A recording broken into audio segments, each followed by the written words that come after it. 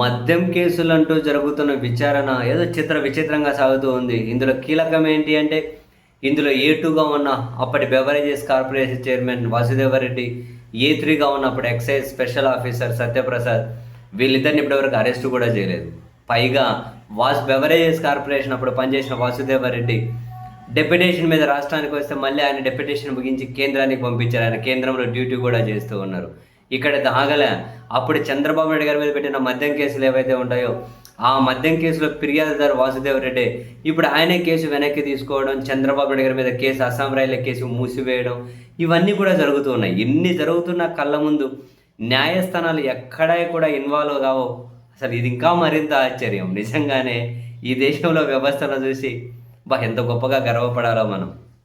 అయితే ఇప్పుడు ఈ వాసుదేవరెడ్డి, సత్యప్రసాద్ మాకు ముందస్తు బెయిల్ కావాలి అని చెప్పి హైకోర్టులో పిటిషన్లు వేశారు. ఆ ముందస్తు బెయిల్ కనుక వాళ్ళకి ఇస్తే వాళ్ళు నేరుగా అప్రూవర్గా మారిపోతారు. అప్రూవర్గా మారిపోయి ఇంక దీన్ని ఎవరి మీద కావాలంటే వాళ్ళ మీదకి ఏమంటారు టర్న్ తీసుకొని వెళ్ళిపోవచ్చు ఈ కేసు. ఈ క్రమంలో వాస్తవానికి ఈరోజు ఆ పిటిషన్లు విచారణకు రావాల్సి ఉంది హైకోర్టులో. ఆ విచారణకు వచ్చే కంటే ముందే ఇందులో మరో నిందితుడిగా ఉన్న చెవిరెడ్డి భాస్కర్ రెడ్డి అనుబంధ పిటిషన్లు దాఖలు చేశారు. వాళ్ళ బెయిల్ పిటిషన్లు విచారించే కంటే ముందస్తు బెయిల్ పిటిషన్లు విచారించే కంటే ముందు నా అనుబంధ పిటిషన్లను అలో చేసి నా వాదన కూడా వినండి. ఎందుకంటే వాళ్ళకు ముందస్తు బెయిల్ ఇస్తే ట్రయల్పై తీవ్ర ప్రభావం చూపుతుంది అని చెప్పి ఆయన అనుబంధ పిటిషన్లు దాఖలు చేశారు. ఆ పిటిషన్లో ఆయన కీలకంగా మెన్షన్ చేసింది, మద్యం అక్రమం కేసులో 2, 3 నిందితులుగా ఉన్న వాసుదేవరెడ్డి, సత్యప్రసాద్ అప్రూవల్గా మారి ముందస్తు బెయిల్ పొందితే సాక్ష్యాలను తారుమారు చేసే అవకాశం ఉంది, సాక్షులను బెదిరించే అవకాశం ఉంది. వారికి ముందస్తు బెయిల్ ఇస్తే అది కేసుతో పాటు ట్రయల్పై సహా నిందితులపై కూడా తీవ్ర ప్రభావం చూపుతుంది. వారిద్దరూ ఇచ్చిన వాంగ్మూలాలు నమ్మదగినవి కావు. అందువల్ల వాటిని పరిగణలోకి తీసుకోవాల్సిన అవసరం లేదు. ఈ కేసులో ట్రయల్ మొత్తం పూర్తయ్యేంత వరకు వారిద్దరిని కస్టడీలోకి తీసుకోవాలి. వారికి ముందస్తు బెయిల్ నిష్పాక్షిక దర్యాప్తు సూత్రాలకు విరుద్ధం. దర్యాప్తులో భాగంగా ఇప్పటి వరకు 150 మంది సాక్షులను విచారించారు.